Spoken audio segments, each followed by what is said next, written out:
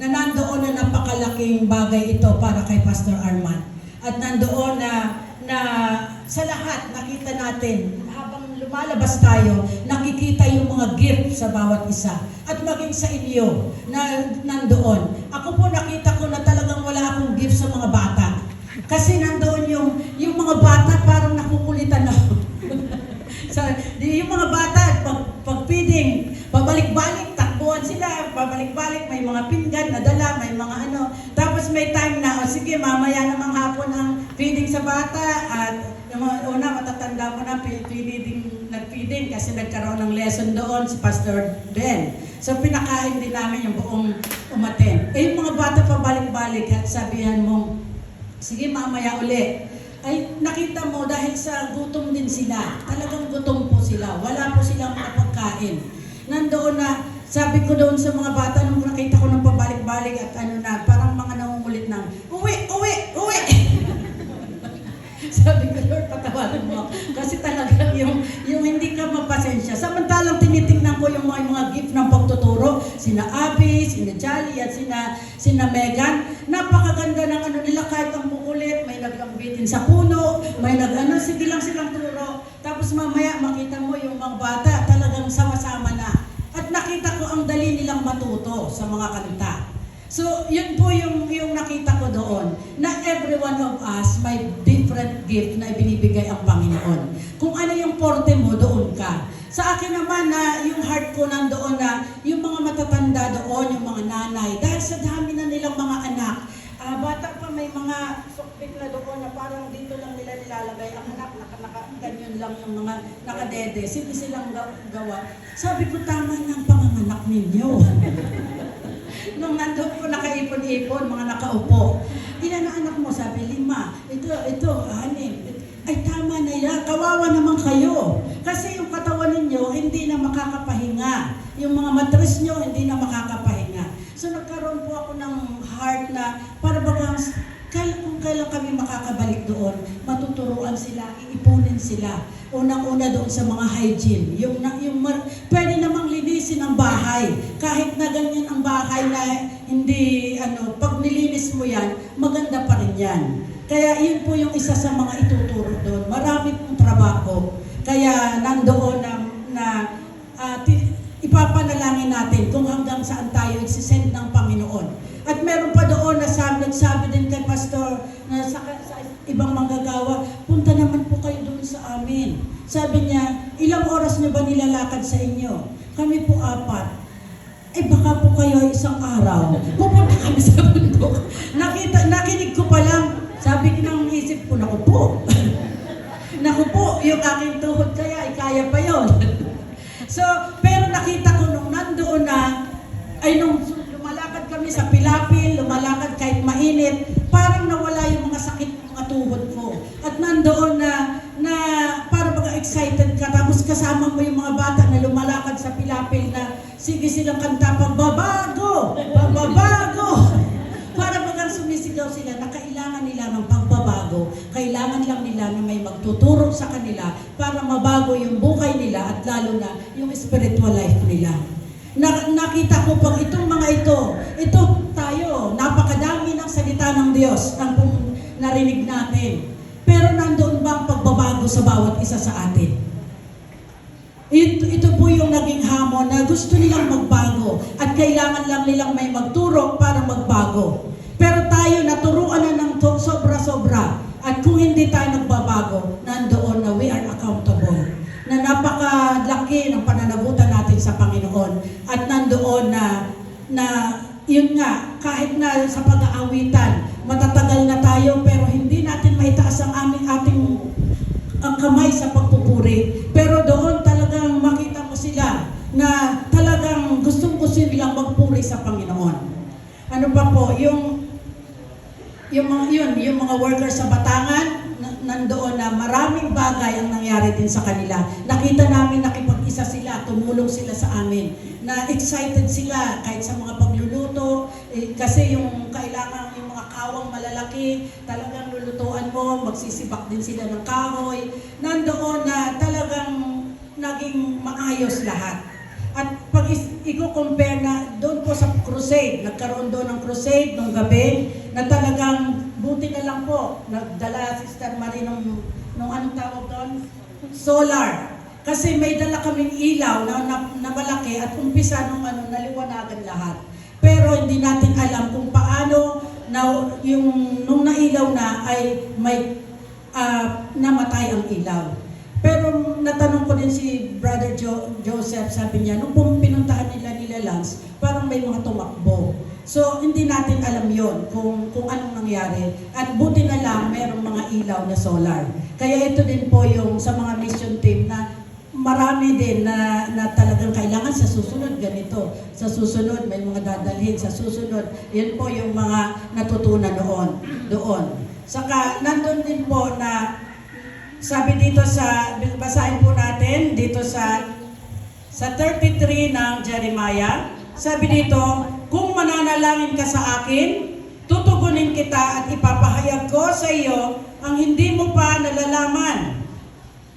Ako si Yahweh, ang Diyos ng Israel na nagsabi sa iyo nito. So, nandoon na kung mananalangin tayong lahat, nandoon ay papakita ng Diyos ang mga gagawin pa natin. Na hindi lang tayo lahat ay uupo dyan. Hindi lang tayo basta a-attend paglinggo. Kaya nandoon na salamat din po sa mga nagbibigay ng tithes and offering. Na dahil sa mga tithes na yan, ay nandoon na naaabot natin yung mga tao na hindi pa nila nakikilala ang Panginoong Jesus.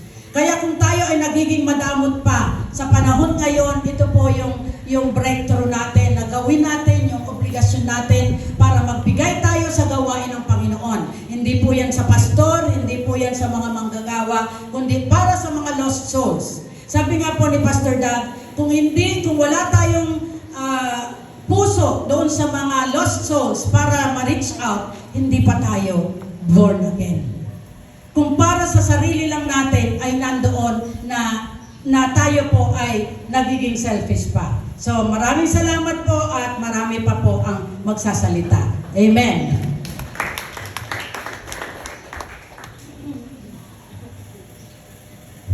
Purihin po ang Panginoon. Lahat ang pasasalamat ay sa Panginoon. Ikalawa po ay sa inyong lahat. Dahil ito po ay long process. Napakatagal na pong ipinapanalangin na bubuksan ang gawain kung saan mang lugar. Dahil meron po kaming kanya-kanyang lugar na in-assign na ipapanalangin. At purihin ang Panginoon, tumugon siya sa Mindoro.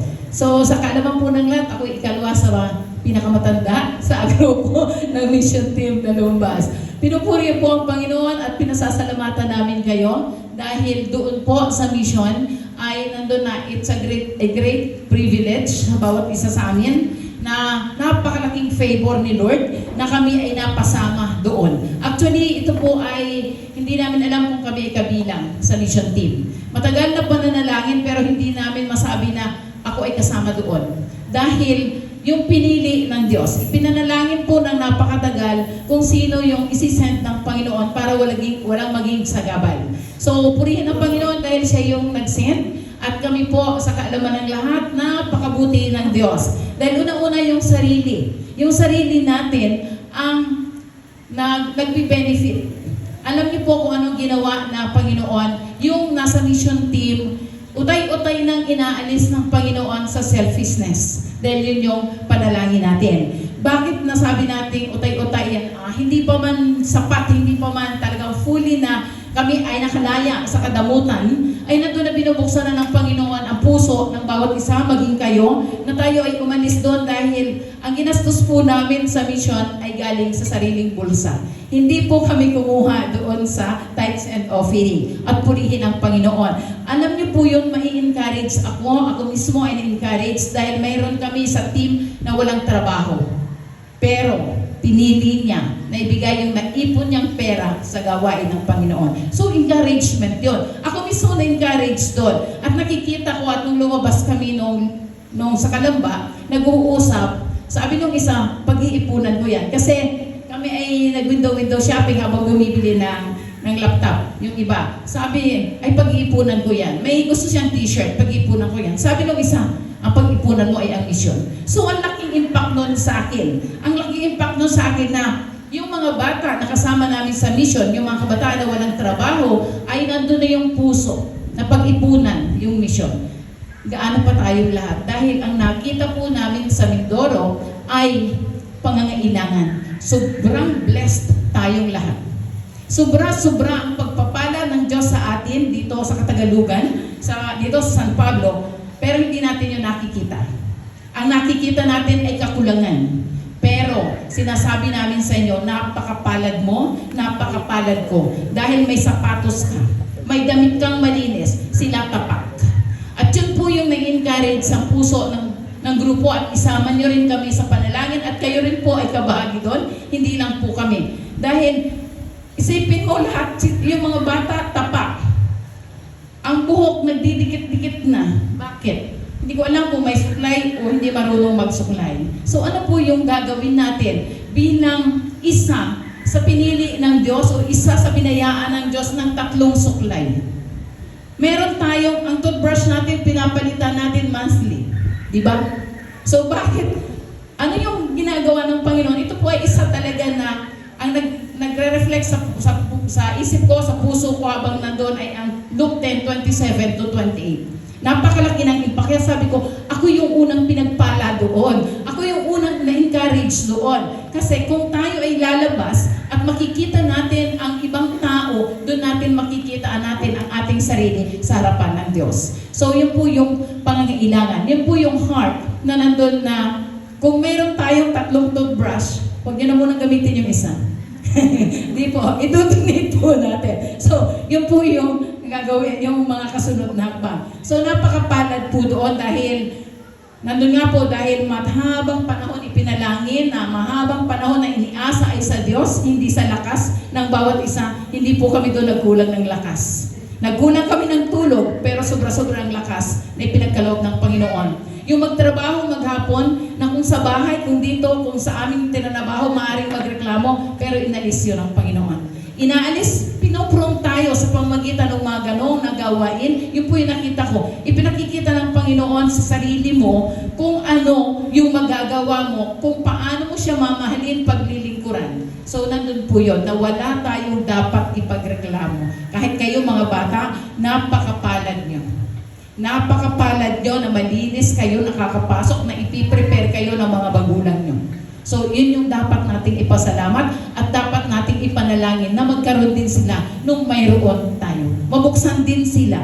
So, marami pong pagsubok ang inaalaw habang ikaw ay gusto mong sumunod sa Panginoon, habang gusto mong magtrabaho sa Panginoon, susubukin at susubukin ka. Pero, salamat sa Panginoon dahil ikaw talaga ang pipili kung bibigyan mo ng panahon yung nangyayari, yung distraction, kung magpapatuloy ka. Yun po ay nangyari sa akin. So, hindi talagang dahil sa panalangin, hindi ko na binibigyan ng panahon na isipin niya kung ano yan. Bahala ng Diyos dyan. So, hindi ko yun kaya. Ang Diyos ang naglalagay nun sa puso dahil nga yung Luke 10:27 na love the Lord your God with all your heart, with all your soul, with all your mind, with all your strength, and love your neighbor as you love yourself.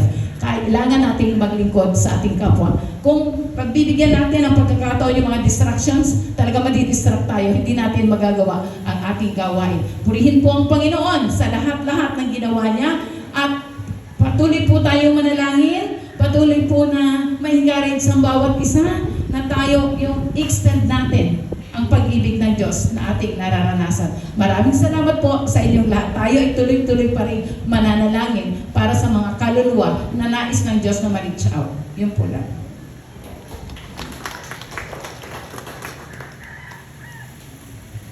Good morning po. Ayan. Sa akin naman po, yung bago pa lang umalis, talaga napakarami na pong struggle. Alam niyo naman ako, multitasking, po. Napakaraming ginagawa.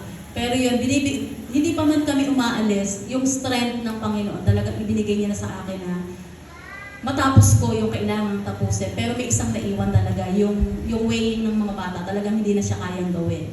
So, pero nanalangin pa rin ako sa Panginoon na sana hindi agad ipasabit. Pero salamat po sa Panginoon, hanggang ngayon hindi pa naman hinihingi yung yung data na kailangan mag-submit ng weighing. Yun po. At yung last minute dapat ay Wednesday ng gabi, nandito na po dapat ako kasi sabi natin, Lori, doon ka na matulog sa church. Pero nung bago po maggabing yun, merong agad-agad na urgent na hiningi na pangalan daw ng mga parents na merong trabaho, may mga livelihood, na yung pinagkakakitaan, yung ganyan. Bago mo makuha lahat yun sa mga nanay, gabi na. So talagang, Lord, paano ba gagawin ang lahat ng ito? Urgent po talaga yun kasi Friday, isasubmit. Aalis kami ng Wednesday, ng Thursday ng umaga, Friday submission. Wala na ako, paano ko siya gagawin? Sabi ko talaga itong kaaway na ito, napakaraming ginagawang distraction. Sabi ko, sa sarili ko na lang po. Pero Lord, ikaw pa rin po yung in control. Nag-chat ako sa mga nanay, walang reply. Tinawagan ko na pong isa-isa, kailangan ko po. Sumagot naman po sila. So, nung gabi pong yun natapos. Ngayon, ang problema ko, paano ako pupunta ng San Pablo? Sabi po, 4 o'clock, kailangan ay aalis na. Tinawagan ko po si Sister Joanne. Sister Joanne, pwede ba akong hatid ni Brother Alvin sa church? So, agad-agad naman po yung sagot ni Brother Alvin. Ihahatid ako. So, yun po yung mga nangyari. Bago ka pa lamang makapunta ng misyon, ang kaaway po talaga, gumagawa siya ng kaparaanan para pigilan ka. Pero nasa atin naman kung papigil tayo o hindi. So yun doon, hindi naman po ako nagpapigil. Kasi talaga sa puso ko po, gusto ko nandun ako. Gusto ko po na kung ano yung ipinapagawa ng Diyos, gusto kong makita. At totoo po talaga na blessed po tayong lahat. Kung ikukumpara po natin yung ating sariling kalagayan sa kalagayan ng mga nasa Mindoro, wala po tayong karapatang magreklamo. Wala po. Kaya yung mga pagre-reklamo, sinasabi natin na kulang ako, wala akong ganito. Selfish po tayo. Kasi hindi tayo marunong magpasalamat kung anong meron tayo. Nakakahabag po ng puso. Yung makita mo yung mga bata, ang dami po namin pinakain bata. Siguro sa 500 na bata po yung pinakakain namin. Pabalik-balik po sila. Sabi ko, saan kaya nilalagay ng mga batang ito yung pinakain nila? Kasi kung ako lamang po, alam niyo naman ako, hindi ako mahilig kumain. Pero yung mga bata, napakaliliit. Yun nga pong ibang pasan pa ng kanilang mga ate, may dala silang mga kanya-kanya lalagyan. Saan kaya nila inilalagay ito? Sabi ko, sa isip ko lang po, kinakain pa talaga nila? Kasi baka hindi naman kinakain. Pero nakikita namin talaga nakaupo sila doon sa lupa, nakasalampak sa lupa, kain-kain po sila, sarap po sila sa niluluto naming sopas. Yun po pala, kapag nakakita sila na nagpapakain, hanggat kaya nilang ilagay sa kanilang tiyan, ilalagay nila. Kasi hindi nila alam kung bukas may kakainin sila. Doon po lalong nadurog yung puso ko na ilang beses kami kumakain sa isang araw dito. Umagahan, tanghalian, hapunan, merienda sa umaga, merienda sa hapon, merienda sa gabi. Pero sila nanghihirap.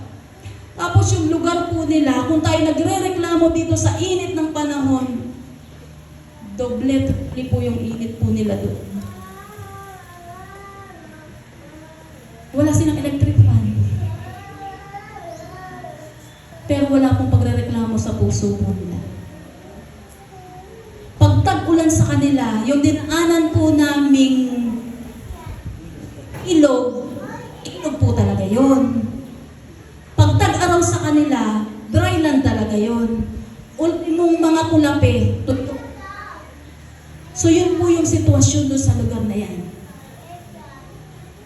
Nakakahabag po, nakakadurog po ng puso, kalagayan po nila. Challenge po para sa atin na nandito po. Kung tayo po yung nagmimerienda ng 3 beses, pwede po mabawasan natin yung merienda natin. Kung Sister Marie, ang challenge sa inyo, yung toothbrush ninyo, i-save niyo yung isa. Sa akin po, kung kayo nagmimerienda ng 3 beses, pwede bang 2 na lang o 1 na lang? Yung imimerienda po natin, i-savings po natin, i-save po natin. Para kung isusugo po uli kami doon, part po kayo sa pag-reach out sa kanila. Kasi totoo po talaga, kahabag-habag po ang kalagayan po nila. Nung kami paalis na, wala silang sinabi kundi salamat po. Salamat po. Salamat po. Maaaring hindi pa yung spiritually na nagpapasalamat sila, kundi physically na iparamdam mo sa kanila na nabusog yung kanilang mga tiyan. Dahil meron po sa kanila, hindi na nga po natutulog ng gutom. Pinalilipas na lamang po nila yung gutom nila sa pamagitan ng pagtulog. Samantalang tayo, tutulog na lamang, nakaramdam ng gutom, kakain pa. Diba? So wala tayo talagang karapatang magreklamo, mga kapatid. Walang karapatan ang bawat sa atin na, Panginoon, bakit ko pinagdadaanan ito? Dahil kung kayo sasama sa mga lugar na yan, sasabihin po ninyo, thank you, Lord. Thank you, Lord. Tapos yung sinasabi po ni Sister Martin, Ate Chona kanina, ako po yung humarap doon sa mga mangyan na taga-bundok. Ako po yung nag-serve sa kanila ng pagkain, ganyan. Sabi niya po sa akin, sana pumunta rin po kayo doon sa amin. Sabi ko, saan po ang bahay ninyo? Akala ko po, diyan lang eh. Doon po sa bundok, itinuro po sa akin yung bundok. Sabi ko, ilang oras po yung paglalakad ninyo simula dito hanggang sa bundok? Sabi niya, 3 to 4 hours kami naglalakad. Pero pag kayo, maghapon yung lalakadin niya. Pero kung nandun yung kaluluwa, kasi sabi ko, ilan po yung tao doon? 100 pamilya kami doon. Kung yung 100 pamilya, may asawa yun, syempre pamilya, may asawa, times 2. Ang isang pamilya doon, pinakamababa na siguro, may 3 na anak. So may 500 na tao doon. Eh kung hindi lang 3, 4, 5, 6 yung anak doon. So gaano karaming kaluluwa yung naghihintay doon para maranasan nila yung pag-ibig ng Diyos. So ito po yung naging encouragement ulit sa akin na, Panginoon, hindi pa po kami umaalis pero may invitation na. Bakit nag-i-invite sila? Kasi naranasan po nila yung pagmamahal ng Diyos. Amen? At bahagi po kayo doon. Hindi lang po kami yun. Bagamat may mga problemang nag-arise doon, yung mga kawaan, mga tulyase, paglulutuan namin, wala kaming alam nasaan ba yung tulyase, saan kami kukuha ng panggatong, kasi wala doong LPG, lahat ng ginamit po namin doon, kahoy. Ang tubig, iigibin mo bago ka makaluto. Pero purihin ang Panginoon, walang nagtais sa amin, kahit iniinom namin doon yung ginagamit namin yung tubig nila. Iningatan po kami ng Diyos. Doon sa hindi sanay yung katawan mo, doon sa lugar na pinaglagyan sa iyo ng Panginoon, pero wala pong nagkasakit sa amin. At dahil po yun sa pagpapala ng Panginoon, dahil po yun sa pag-iingat ng Panginoon. Kaya ngayon po, dahil nandito sa puso namin yung pagmamahal namin sa mga mangyan, ipinapasa po namin sa inyong baton. Sana yung pagmamahal na inilagay ng Diyos sa puso natin, huwag nating sarilinin. Ibahagi po natin sa iba. Kasi hindi lamang po kami yung gagamitin ng Diyos. Tinawag tayo ng Diyos sa Assembly ng House of David. Lahat tayo ay parte ng gawain. Amen po?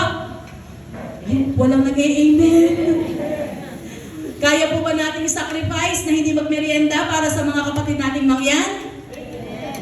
Ay, iba hindi.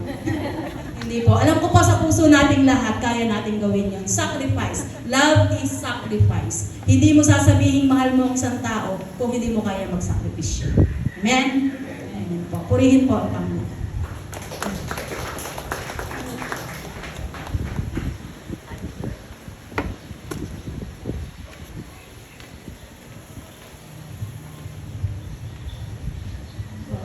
Purihin po si Yahuwah kasi nakabalik po kami buhay. Yan, salamat po sa mga panalangin po nyo na kahit nandun po kami, nananalangin po kayo para sa amin. At nakita po namin yung provision ni Yahuwah sa lahat po, sa mga sasakyan pa lang na hindi po nasira, wala pong aberya sa mga sinakyan namin kahit sa ship. Meron man pong mga medyo na-delay po kami nung pagsakay namin sa ship. Pero perfect timing po kasi yung pinag-pray po natin na may mga taong makakilala sa Panginoon na andun po na ang dami pong tumanggap. Na siguro po kung nauna kami, kung nakasakay kami ng maaga, konti lang po yung tao. So, purihin po ang Panginoon na nakita po namin na lahat ng bagay ay mabuti para sa mga taong nagmamahal po sa Panginoon, lahat ng sitwasyon, kung tayo po ay tumatawag sa Panginoon, siya po yung bahala sa atin. Tapos, yun po yung sa yung meron pong iba't ibang daan kaming dinaanan, yung papunta po namin Batangan, pataas po yon. So, yung daan po doon hindi pa sobrang maayos. So, meron pong makipot po yung daan niya. So, meron pong dalawang sasakyan, yung Hilux at yung van. And then, nakayanan po nung van, na kahit po makipot po yung daan, meron pong bangin, may bangin sa gilid, and wala pong barrier. At yung ating pong driver, yung baguhan pa lang po, si Nathan. Yan. Siya po yung nag-drive. Doon po yung kanyang, yung training. Medyo nag-train po dito, pero mas training niya po doon na nakita po namin na walang ibang pagtitiwalaan kundi ang Panginoon. Hindi po sa ating mga skills o kakayanan ng tao. And yun po, nakaakyat po kami doon sa Batangan. Tapos, ganun din po, meron po doon mga tulay na dadaanan sa ilog, na maliit lang naman, pero medyo sa una nakakatakot, pero nandun po na sinamahan po ng Panginoon. Na pag kasama po natin ang Panginoon, wala pong takot, basta siya po yung nasa atin. Yun, meron din pong daang mabato, papunta dun sa Danglog, yung dinaanan namin. So parang kung sa iisipin po, sabi nga po nila, hindi po nakakadaan dun yung mga van o mga kahit anong sasakyan. Pero dahil po sa Panginoon, nakadaan po, mabato po, ilog po siya na nawala po yung tubig kasi mainit. So, ganun po kahirap din yung dinaranas ng mga kapatid po natin bago makarating po doon. So, ang Diyos po yung magpapatatag. Ganun po na kahit, basta alam mo na may pinapagawa sa iyo ang Panginoon doon, go on lang. Yung keep moving forward. Siya po yung magpapahintulot na makarating po tayo doon. So, yung meron pong daang malayo doon sa Panlabayan, na lalakad po ng, sa kanila daw po 5 minutes, kami po mga 20 to 25 minutes. So, hindi sanay. So, pero, ganun po, na yung pananampalataya na kahit malayo, kahit hindi mo pa nakikita yung lugar, na basta alam mo na mayroong mga taong tatanggap doon, mayroong mga taong lalapit sa Panginoon, doon po yung kasiyahan. Yung kasiyahan. Kung dito po, siguro kung exercise lang, nakakapagod. Pero dahil nandun po yung kasiyahan na nilalagay ng Diyos sa puso, wala pong takot sa kung saan mga NPA or takot sa baka kuhanin kami dito, wala pong ganon. Kasi meron yung pag-uwi po namin galing crusade, madilim na po. Wala po kasing ilaw. May mga flashlight lang po kami. Naalala namin yung walking in the light, how beautiful to walk in the steps of our Savior. Yun po, nandun po yung kasiyahan, kahit po madilim, hindi nakakatakot, hindi pagod, kundi yung masaya, nakasama din po yung mga kapatid na, na sinamahan po tayo ng Panginoon. So, sinagot po ng Panginoon yung mga panalangin natin, na salamat po sa Panginoon, hindi po siya nagkulang, nandun po yung mga tao, yung mga bata, mga matanda na pinag-pray po natin, na sila po ay bukas po yung puso nila para sa Panginoon. Na naghihintay na lang, yun nga po, na hinanda na po ng Panginoon para pag binahaginan po sila po ay tatanggap. And ganun din po yung great things na ginawa po ng Panginoon sa evangelism, na meron din pong mga gumaling sa mga may sakit. And yung pag tinatanong po namin sila kung gusto po nila ng Bible study, and gusto po nila, at tinatanong pa po nila kung kailan sisimulan. Kaya ito din po yung challenge na ipanalangin po natin sila, maging ipanalangin din po natin si Pastor Arman, yung team niya, yung House of David, kasi House of David na po sila doon. So, pag-pray po natin, kasi po madami pong work at nangangailangan po ng pananampalataya, nangangailangan din po ng financial, nangangailangan po ng yung manpower. So, yun po, wala pong imposible sa Panginoon. Kaya salamat po sa Panginoon, tayo po ay, ang buhay po natin ay para sa Kanya. Yan, ito po yung kasiyahan sa puso natin at kayamanan na tayo po ay makapaglingkod, makita po natin yung ginagawa ng Panginoon. Doon sa kabilang isla. Yan, ang layo po. Pero ganun po sila kamahal ng Panginoon. Hindi po tayo, hindi dahil karapat-dapat po tayo, kundi dahil pinahintulot niya po na makasama po tayo doon, maging part po tayo doon. Yan po. Salamat po sa Panginoon and looking forward pa po sa madami pa po gagawin.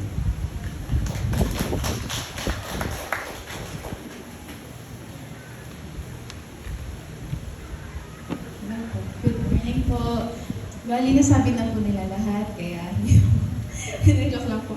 Ayun po, maraming salamat po sa lahat na nanalangin, kaparte po kayo. Kung ano man po yung reward ng mga humayo, same din po sa reward ko. At andun po, sa akin po, yung submission po, para kami po yung, di ba po, kami po yung mission, kami yung na-send doon. Pero parang ako yung na-mission doon. Kasi doon ko po mas naunawaan yung pagmamahal ng Diyos sa bawat isa sa atin. At andun po na, yun po, na pag pumunta po kayo doon, makita niyo po na sobrang gutom na gutom po sila. At andun na parang gusto mo nang ibigay lahat ng meron ka sa kanila kasi nakakaawa po talaga sila. At ang bawat isa po sa atin sobrang blessed. Kaya napaka-blessed po ng bawat isa sa atin. At kung isipin po natin, mas malawak, mas marami ang blessing ng Panginoon kaysa sa pagsubok. Kaya bakit po tayo susuko? Bakit tayo susuko sa ating pananampalataya? Yan po. At nakita ko po sa kanila na uhaw po sila sa salita ng Panginoon. Physically gutom, spiritually gutom din po sila. Andun po na mabilis silang matuto at alam mo po na makikita mo sa kanila na gusto nila sa Panginoon. At ganun din po tayo na kung andun yung kagutuman natin, spiritually sa Panginoon, na naisin natin mabago. Kahit ano ang pagsubok sa buhay, sa kanila sobrang tindi ng pagsubok, pero andun na mahal nilang Panginoon. At ganun din po tayo na kahit anong pagsubok sa buhay, ay kaya po nating sumunod sa Panginoon kung mahal po natin siya. At nakita ko po yung mga bata, sobrang daming mga bata na parang gusto po namin paliguan sila isa-isa kasi hindi po sila naalagaan ng mga nanay nila, ganyan, gusto mong liguan, tutbrasyan, suklayan, bihisan, ganyan. At andun na, bago pa lang po pumunta dun sa mission, alam na po ng bawat isa sa amin na mahal sila ng Panginoon. Pero yung nandun na po kami mismo sa lugar na yon, mas naunawaan po namin na mahal ng Panginoon mga Mindoro, mga tao sa Mindoro. Kaya po pala kami pinadala doon, kami po yung natuto na mas magmahal pa. At ganoon din po ang bawat isa sa atin na mahalin po natin ang Diyos. Hindi dahil kailangan natin siya, hindi dahil siya yung tumutulong sa buhay natin, dahil alam natin na mahal niya tayo at sobrang worth it na sumunod sa Kanya, na maglingkod sa Kanya. Kaya po, yung bawat isa po sa atin, kung ano yung pinapatrabaho sa atin ng Panginoon, tayaan po natin. Ano po?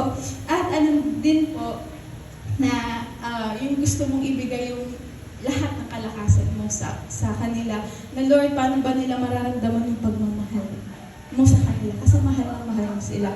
At yung na-bless din po ako sobra sa mga kasamahan ko, na parang sila ba to? Sila Pastor Rodel ba to? Si Sis Marie ba to? Si Ate Laura ba to? Sila Ate Avril ba to? Kasi parang hindi sila yung nakikita ko, kundi ang pagmamahal ng Panginoon.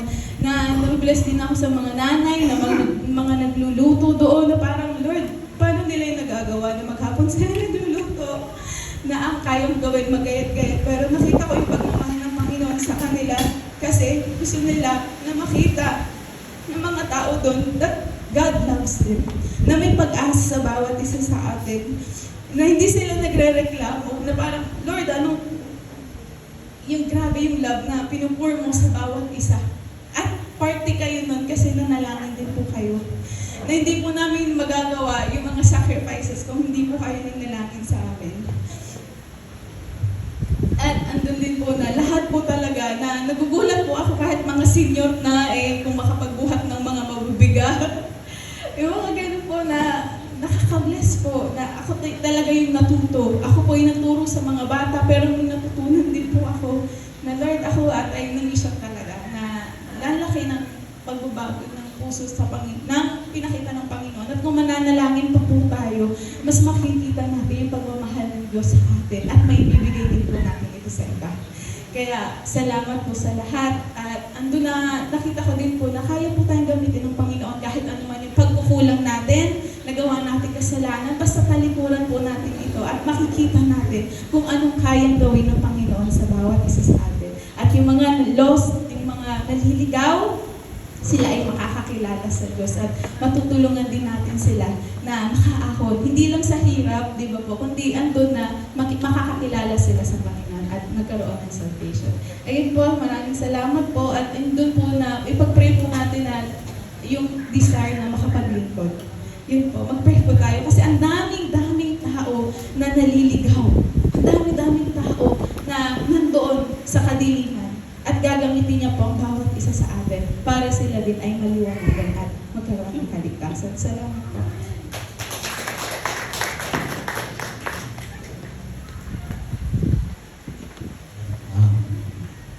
Bago po sa lahat, yan.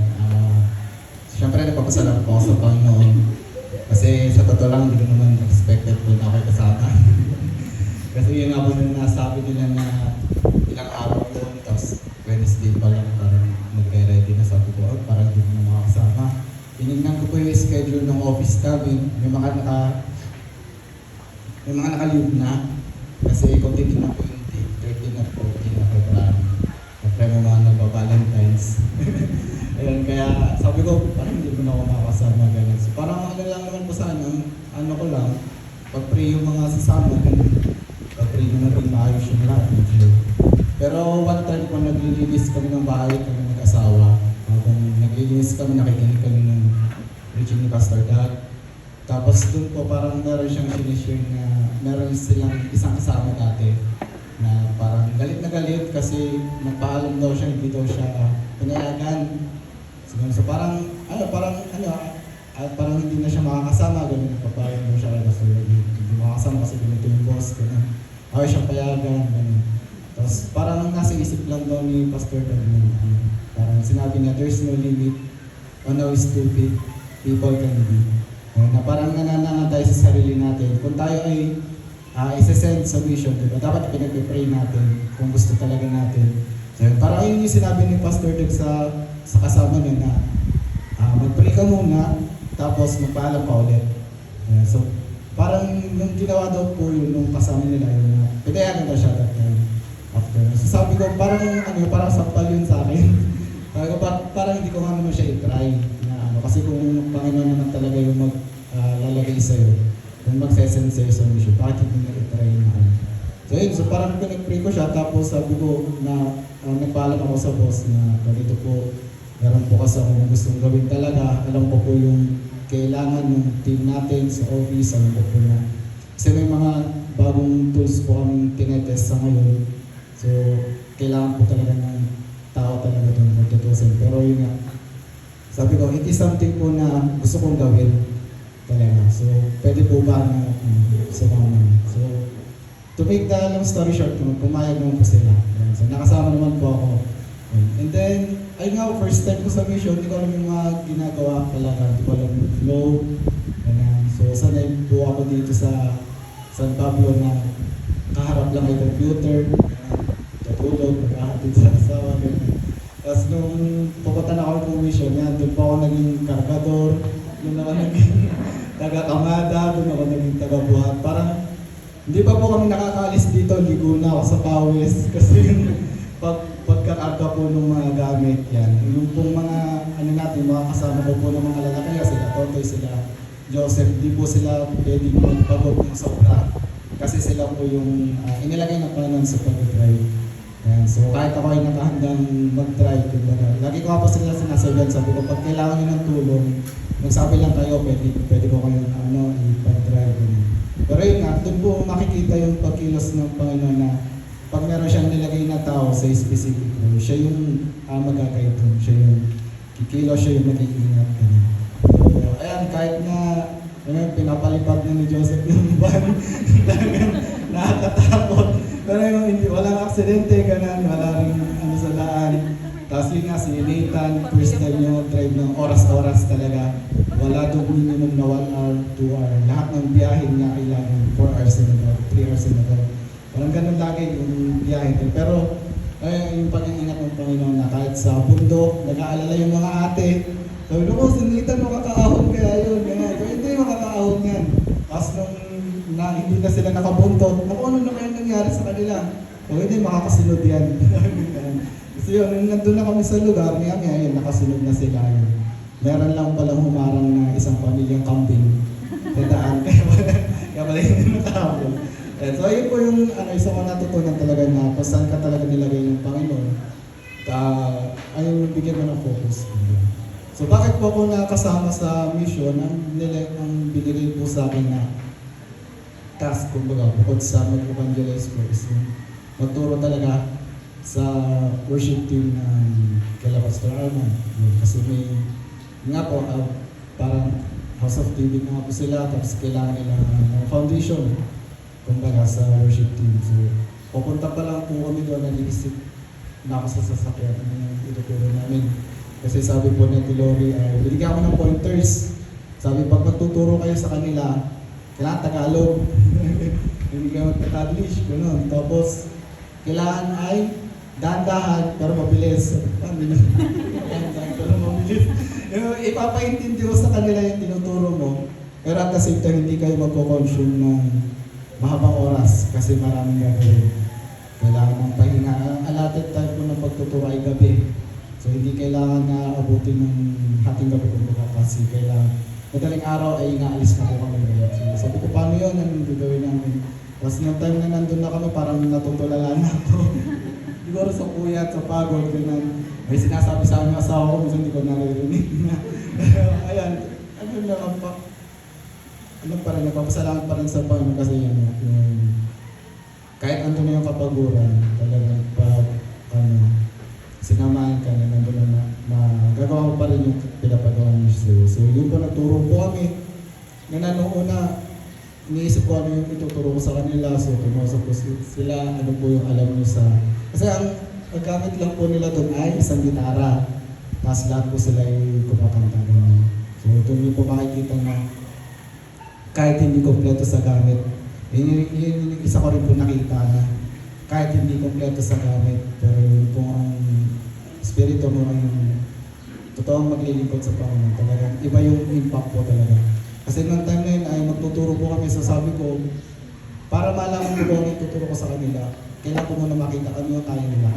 Ganun. So sabi namin, sige, try nyo muna kung kumanta. Kasi tinuturo po sila, binibigyan po sila ng foundation sa chords. Kung kasi hindi namin alam yan.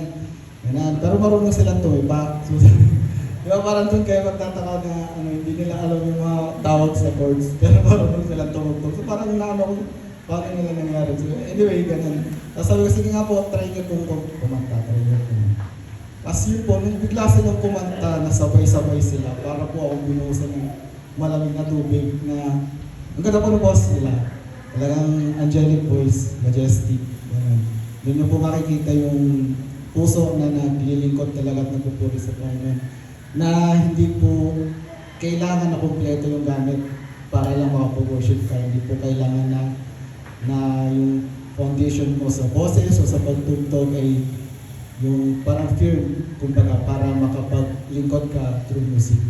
Parang doon ko po mas nakita na, yun nga, pag doon ka nilagay na Panginoon sa pag-worship sa Kanya, kahit hindi mo alam yung foundation ng music, talagang makaka-worship ka sa Kanya. Yun po yung naano ko, sabi ko, ang nakakano, parang ako yung natuto.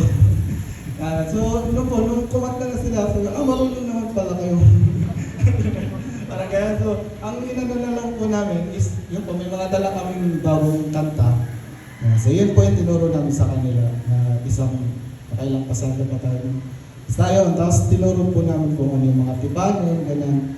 Tapos binigyan na lang po namin sila ng kapo kasi ang alam lang po nilang form ay G at D, kumbaga. So ito gamitin niyo po itong kapo para at least kahit hindi kayo magbago ng form, iipod nyo lang yung kapo, magbabago na yung book nyo. So testing na lang yung kapo, ganito pala yun, yan, tuwa sila, yan. So yun, nakakatuwa po. Tapos, ayun pa, isa pa pong inasayin sa akin ay yung pong mag-ayos po ng mga gamit. Kasi isang pagpapala rin po sa iglesia ni Pastor Arman po na yung mga dala pong gamit nila Pastor doon, may iliwan na po doon. Yeah. Tapos ay syempre, parang ano naman na iiwanan yung gamit doon pero hindi sila marunong. Yeah. So ayun rin po yung isa namin na itinuro doon. And yung nakakatawa sa kanya, andun rin yung puso nila na matuto talaga. Na tinuturuan po namin silang mag-ayos ng Talagang lahat po sila nakapalipot sa likod ko. Kaya talagang kada akong magtuturo, pihit ako ng pihit kasi kailangan ko maano lahat kasi lahat po sila ay nakikinig. Ayan. Tapos, nung tinuro ko na po sa kanila, kinalas ko ulit, niresit ko ulit. Sabi ko, try niyo po na kayo naman yung mag-ayos. And doon mo rin makikita yung pagpapala ng Panginoon sa kanila na binigyan sila ng understanding, binigyan sila ng wisdom. Pinagtulungan nila yung isa hindi tanda yung part na to, pero yung isa tanda niya. So, ganito yan, dito yan. So, ayun, ano rin naman nila, sila po yung nag-set up ng linggo. Hindi na namin pinakialaman. Konting ano lang. Pero sila na po yung nag-ayos ng mga gamit. Yan, tapos yun po. Parang, ayun po yung ano. Sasabi ko nung pauwi na po kami, doon ko po nakita na yung mga sinasabi rin po ng mga naman, andun yung kakulangan sa kanila. Kung tayo yung titingin, marami po talaga silang kulang. Pero kung titingnan nyo po, sila kung anong ginagawa nila para sa Panginoon na kahit kulang, kahit yung kakainin na lang nila sa araw-araw, hindi nila alam kung saan kukunin. Pero andun yung puso nila na maglingkod. Yung mga kasama ni Pastor Arman, kasama namin po yun sa pag-evangelize, pag-feeding, gano'n. Tapos yun nga po, pag may ituturo sa kanila, nakikinig sila. Tapos andun rin po na malalalim rin sila manalangin. Yun rin po yung na-observe ko. So sabi ko, despite nung kakulangan nila, andun yung heart nila sa Panginoon. So sabi ko, pagbalik ko ng San Pablo, paano ko ngayon titingnan yung buhay? Na ganito yung nakita ko. Tapos, babalik ako ngayon dito na kung tutusin, yan. Sa worship na lang, may mga gamit, ganyan. So, paano ko ngayon titingnan yung buhay na? Yun nga sabi ni Kitalani kanina, no? Parang hindi ka makakapagreklamo. Hindi ka makakapagreklamo kasi ito na yung nakita mo kung ano yung meron ka na wala sila. Pero despite that, parang andun yung puso nila na ibigay yung buhay nila sa Panginoon. So, yun po yung naging encouragement sa akin na and hopefully sa next ay makasama po ulit ako. Kaya, ayun ba, sa Diyos lang po yung ako.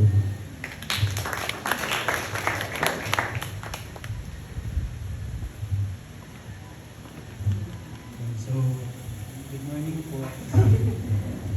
So, yun nga po na na-share naman po na yung maraming bagay na ginawa ng Panginoon. So, doon is nakita na natin yung katagumpayan na ginawa ng Panginoon. Okay, so yun lang po na ang Panginoon ang nagtagumpay sa mission trip sa Mindoro. Hindi kami, kasi kahit wala po kami doon, kaya naman kumilos ng Panginoon. Pero, yun nga, isang privilege na nagamit kami. And yun din po, kagaya ni Kuya Earl, first time ko na makasama sa mission trip, pinakabata sa team, and yung kasama ko, puro mga leaders. So, ano gagawin ko dito? Kasi, yun nga po, pinakabata ako sa pananampalataya, sa age. Kahit yung kasama po namin doon, parang ako lang yung 19. Kasi lahat sila 20s na. So, pero yun nga po na, hindi sa age, hindi sa kalanan mo, hindi magtiwala ka sa Panginoon. Sa lahat ng gagawin natin, yung first time na nag-drive sa bundok, ang layo ng drive, 2 oras ang tulog. Hindi mo talaga komportable pag nasa mission trip ka. Yung tutulugan mo, hindi mo alam kung saan ka tutulog, kung saan na lang, pwede na yan. Pero, yun nga po, na hindi mahalaga yung mga bagay sa physical.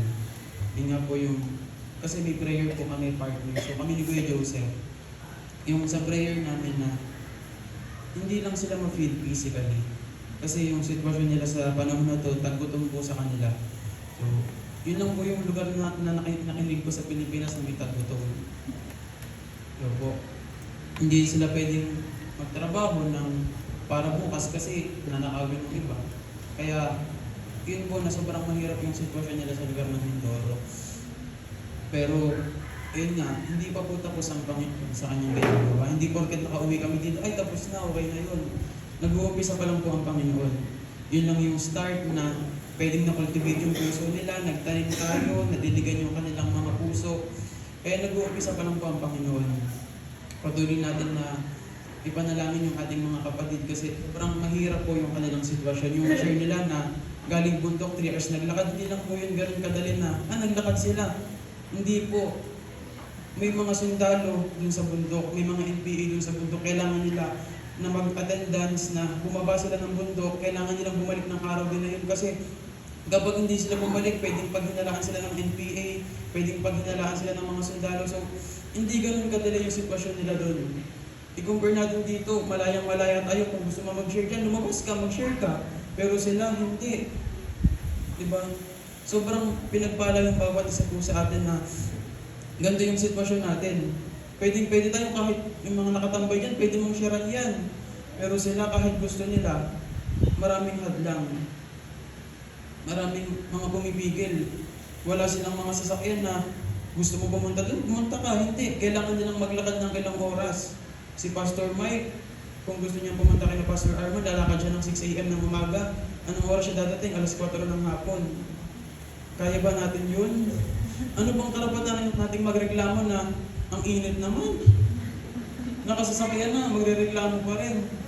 Doon po natin makikita na hindi mahalaga kung ano yung meron ka, kundi yung puso mo para sa Panginoon, yun yung tingnan po natin. Kasi ano bang may tutulong ng mga bagay? Tingnan po natin yung mga disciples. May sasakyan ba sila nung una? Wala. Kailangan nila maglakad ng ilang araw, ilang linggo, para lang sa kaluluwa. Tapos anong gagawin? Bubugbugin pa sila doon. Pero tayo, malayang-malaya po tayo na gawin yung mga bagay na to. Kaya yun po na patuloy lang po tayo na maglingkod sa Panginoon. Kahit ano man yung mga bagay na kapalit niyan.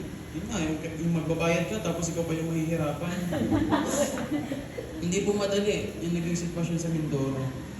Pero ano yung kapalit ng mga sacrifice na yun? Yung napalapit yung puso natin sa Panginoon and dun sa mga tao sa lugar ng Mindoro. 1 linggo na po yun nakalipas. Sobrang bilis ng panahon, pero yung sa puso na gusto mo na ulit silang balikan, ano na yung nangyari sa kanila dun sa 1 linggo nakalipas. Di po? Kasi yung kaaway, marami siyang ginagawa. Yun nga, yung bago pa lang nangyari yung mission trip. Ang dami ginawa ng kaaway, maraming nagkasakit. So, yung partner ko si Kuya Joseph sa prayer. So, alam ko yung lahat ng nangyayari sa La Union. Yung pagsubok sa kanila, alam ko lahat yan. Then, sa prayer ko, Panginoon, bakit? Pinapapunta mo pa ba kami? O ito na yung sign na huwag na kami tumuloy. Pero, yung review ng Panginoon sa akin, yung about kay Hope, yung sinabi ng kanyang asawa, subain mo na ang Diyos. Pero nung sabi niya, pagpapala lang ba ang tatanggapin mo sa Panginoon kapag may kahirapan na, hindi ka nasusunod ng hindi. Di ba? Pinahintulutan ng Diyos na maranasan natin yung mga karamdaman, yung mga pagsubok, to test yung ating puso. Kasi kagaya ng ginto, dinadalisa yan kung totoo bang ginto yung puso mo. Kung totoo ba na susunod ka sa Panginoon kahit ganun yung mangyayari. Diba? Hindi natin kailangan tumingin sa kung ano yung nangyayari sa paligid natin, kundi palagi natin isipin, mas may nangangailangan kaysa sa atin. Hindi mahalaga kung may na-aksidente sa motor, sugatan siya, anong ginawa niya? Sumama pa rin siya kasi bakit? Ayaw niyang pagtawanan siya ng kaaway. Diba yun yung puso na gusto ng Panginoon sa bawat isa sa atin? Na hindi mo isipin yung sarili mo, hindi mo makita na mahina ako, hindi mo kaya, hindi. Ang Panginoon lang ang palagi natin kailangan tingnan sa lahat ng mga bagay na pinapagawa niya sa atin. Kasi yun nga, na nag-uumpisa pa lang yung ginagawa ng Panginoon sa Mindoro.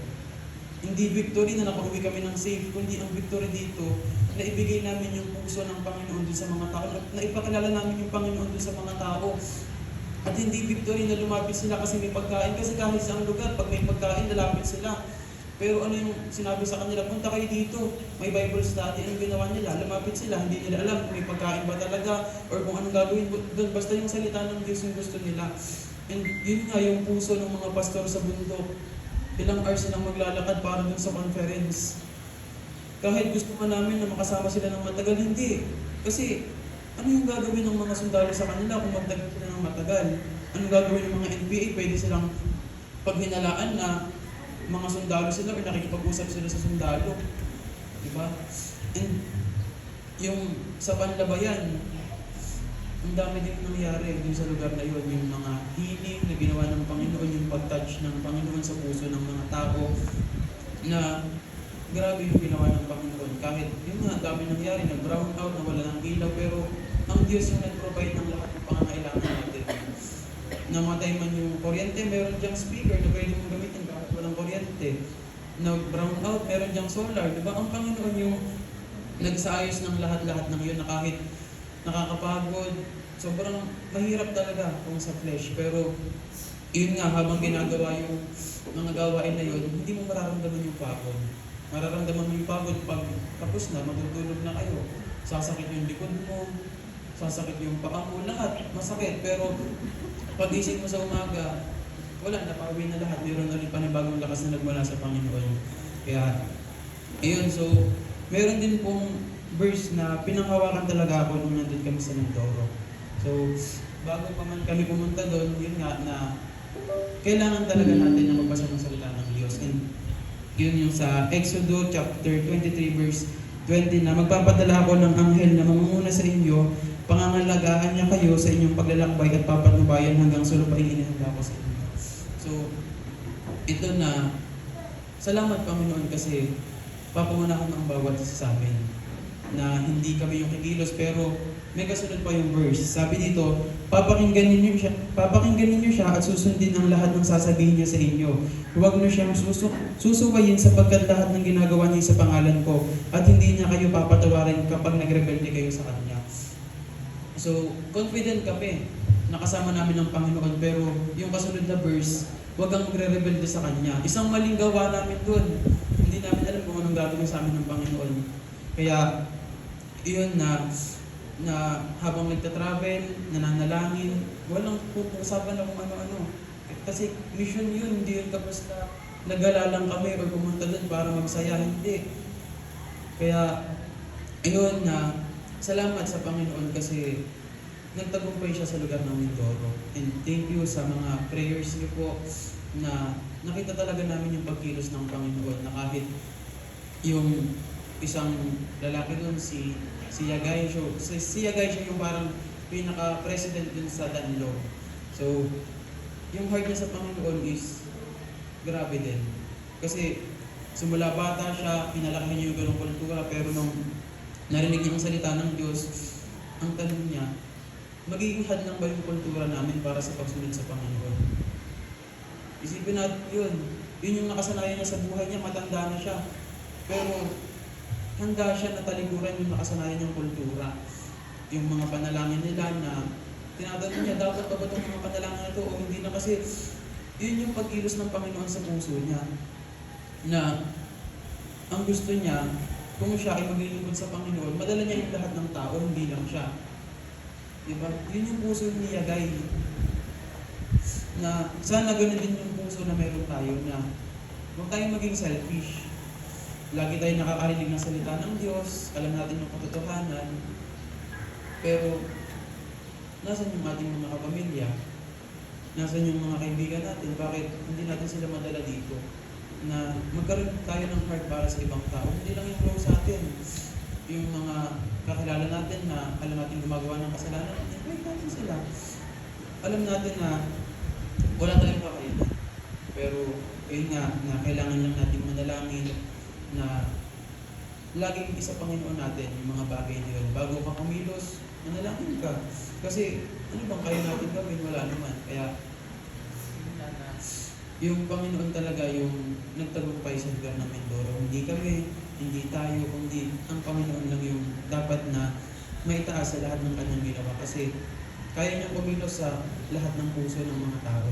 Kaya yun po, salamat sa Panginoon, salamat sa bawat isa po sa atin na patuloy na nanalangin din. Patuloy pa po natin na ipanalangin ang lugar ng Mindoro, ang lahat ng lugar, yung mga pastor po natin doon, na mas pangunahan sila ng Panginoon. And yun nga po yung pinag-pray din kung babalik kami ni Kuya Joseph doon sa Mindoro po. So kung ano pong kalooban ng Panginoon, yun po yung nangyari.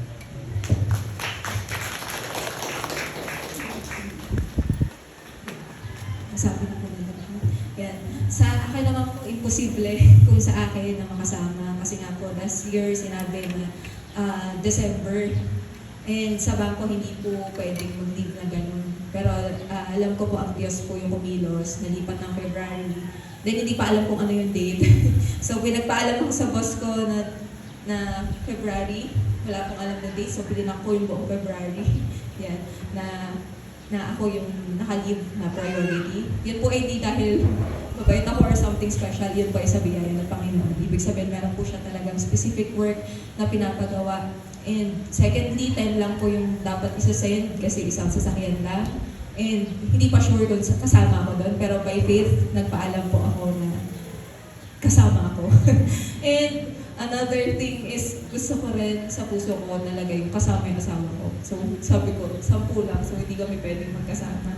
Sabi ko, Lord, sige, nakarasama naman ako na ibang mission noon. Kahit yung asawa ko na lang po. Yan, kasi alam ko, siya naman yung physically equipped. Yan, kasi yun nga po last year,